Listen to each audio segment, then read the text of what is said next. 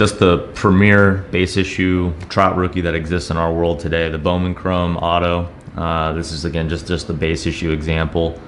As base issues continue to experience this meteoric rise in investment, it's easy to see why, in our opinion. The base issues, they represent the market better than any other issue, and from an investor-minded perspective, they represent all the liquidity and access to market metrics and data that really lend itself to a positioning as investors always wish to achieve when it comes to tangible assets.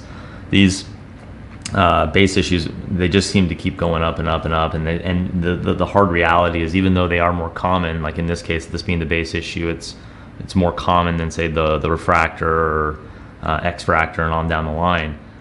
There still aren't anywhere near enough of these to satisfy even a tiny fraction of the demand. That's the hard pill that people have to swallow, is even these more common base issues are so obnoxiously rare compared to demand that prices only have one place to go, and that's up.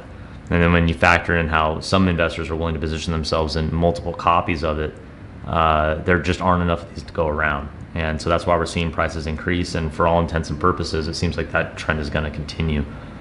This particular example isn't just a 9.5, but it's got wonderful subgrades.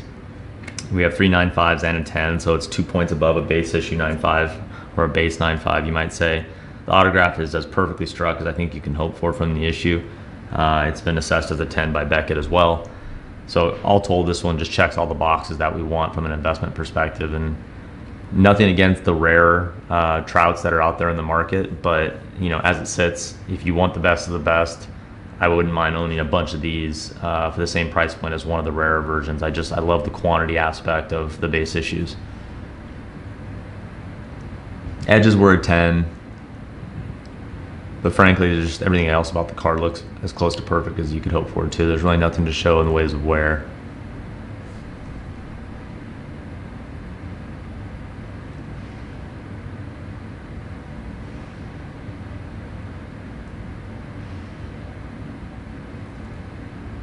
So yeah, all told, just a beautiful card which checks boxes that I think every investor wants checked.